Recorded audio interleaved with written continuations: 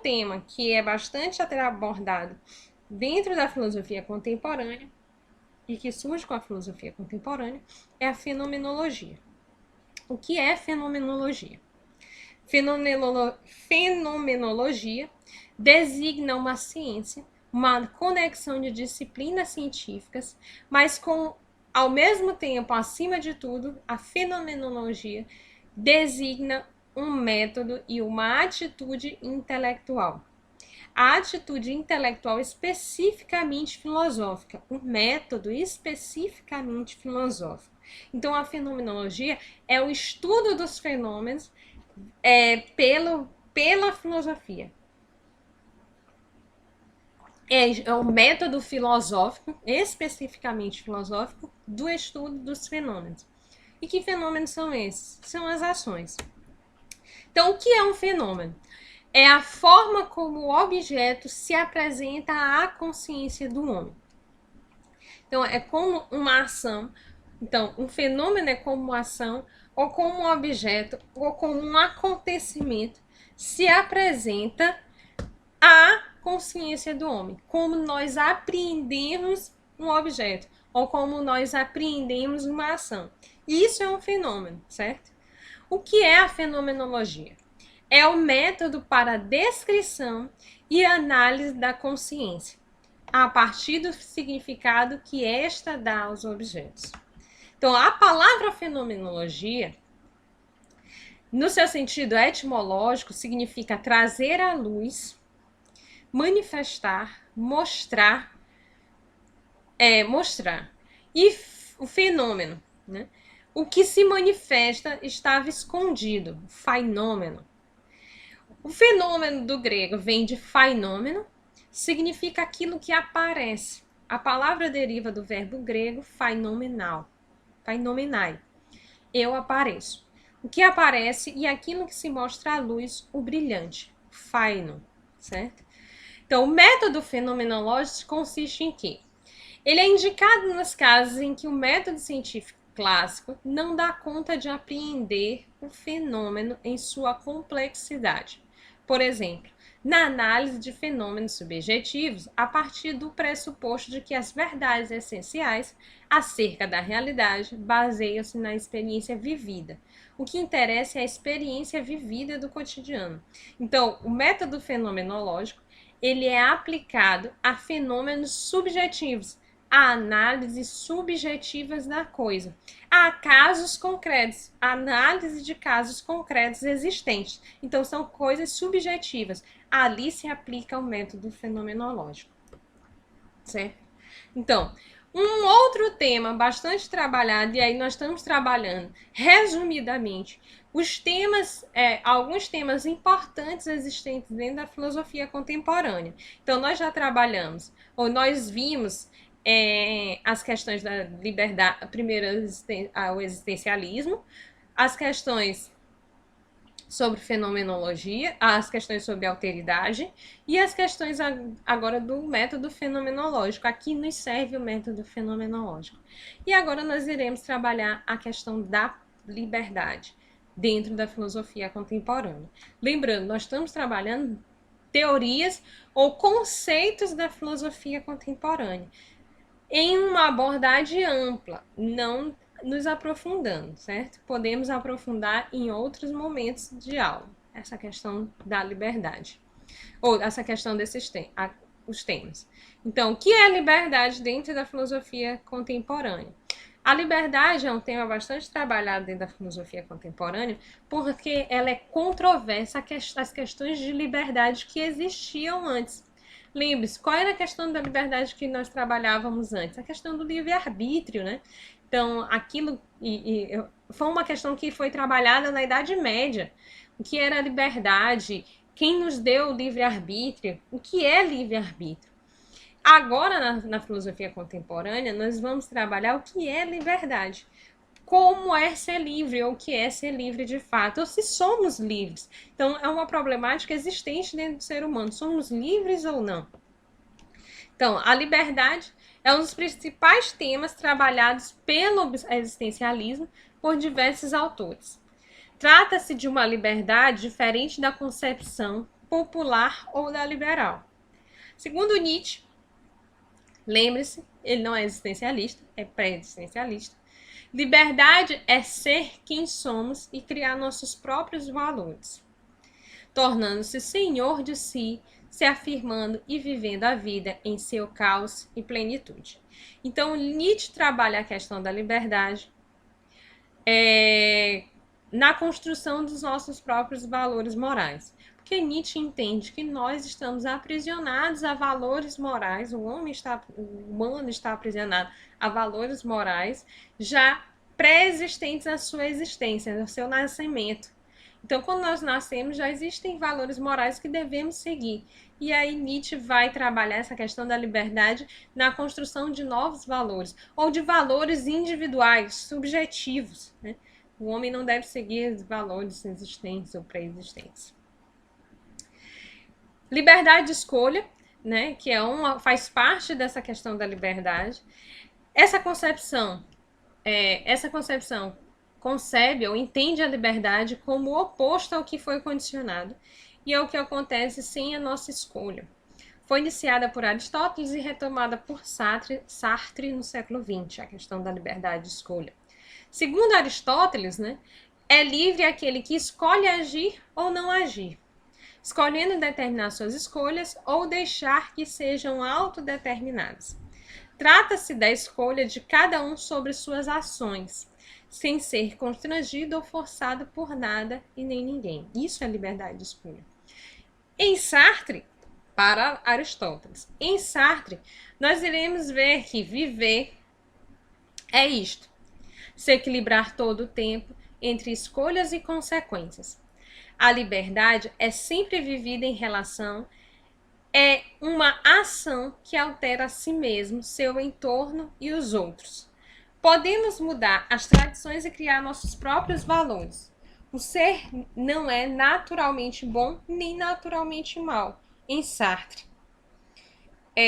Então, onde está essa questão da liberdade em Sartre, né?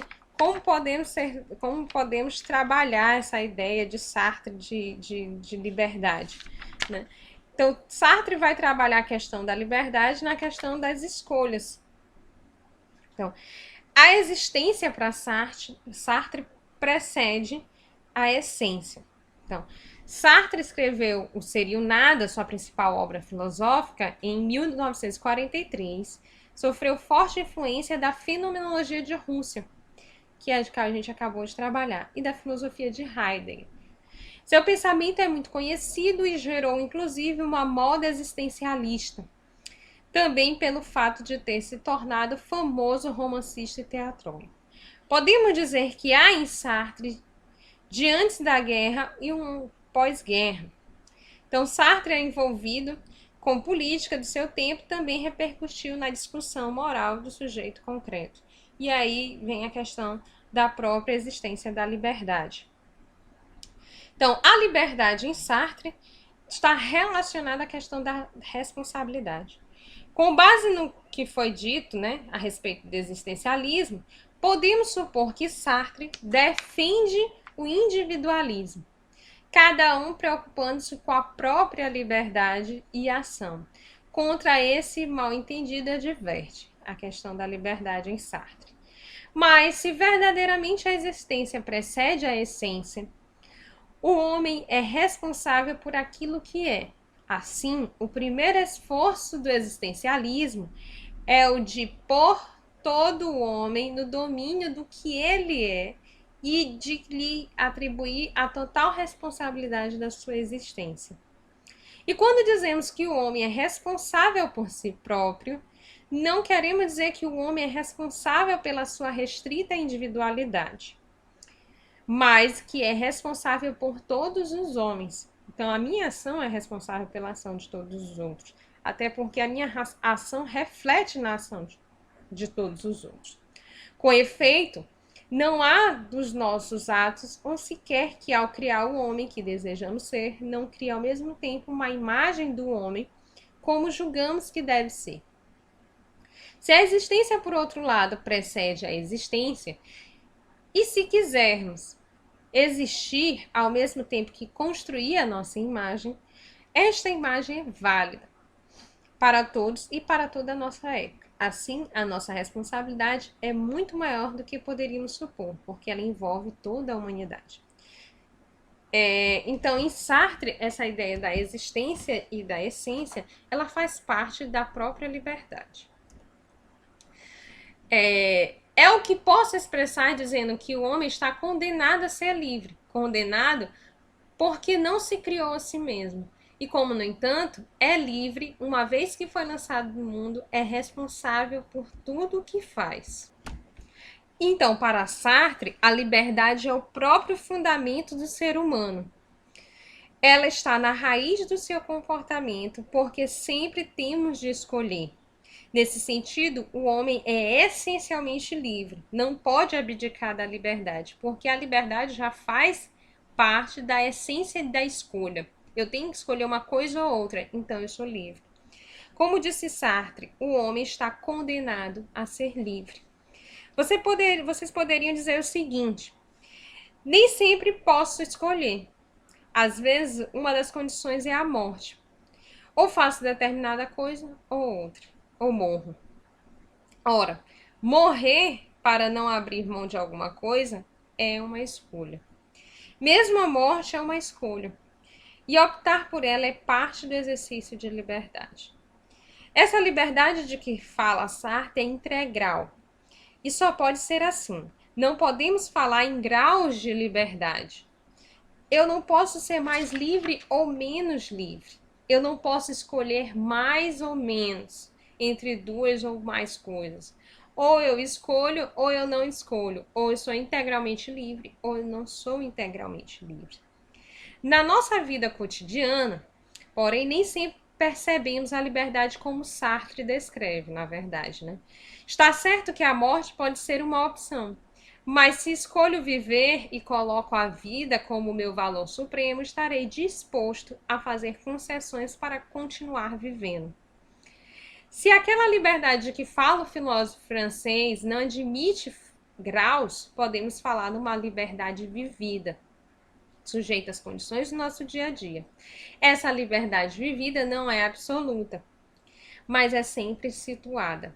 Eu sou livre em determinadas situações e não sou em outras. Posso ser mais livre em certos grupos sociais, menos ou em outros, e até mesmo não livre em tantos outros. Então, nós podemos, não é tão escolha assim como Sartre colocava, né? Nós podemos observar. Essa liberdade pode existir em graus, dependendo dos grupos que nós fazemos parte, em etapas, ser conquistada ou reprimida. E essa liberdade é cantada em prosa, verso e música e vida. A situação é uma forma de determinação da nossa liberdade. Percebemos então que não pode existir de fato nenhuma liberdade absoluta, né, e nem um determinismo.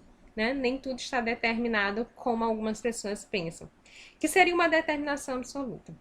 Na complexidade da vida humana, a possibilidade da liberdade é construída a cada momento, na aceitação das determinações das quais não se pode fugir e na luta das determinações que podem ser superadas. Então, o fundamento da liberdade também pode ser entendido como o próprio ato de escolha, certo? Então, são questões que fazem parte da filosofia contemporânea. Para Freud, a maioria das pessoas não quer realmente a liberdade, pois liberdade envolve responsabilidade e a maioria das pessoas tem medo de responsabilidade. E aqui são algumas influências da filosofia contemporânea e do próprio existencialismo, né, dentro da arte. Van Gogh, Eduard Munch e outros que vocês podem encontrar. Certo? Então, nós ficamos por aqui com esses temas da filosofia contemporânea e em breve teremos um aprofundamento desses temas da filosofia contemporânea, trazendo para nossas condições da sociedade atual.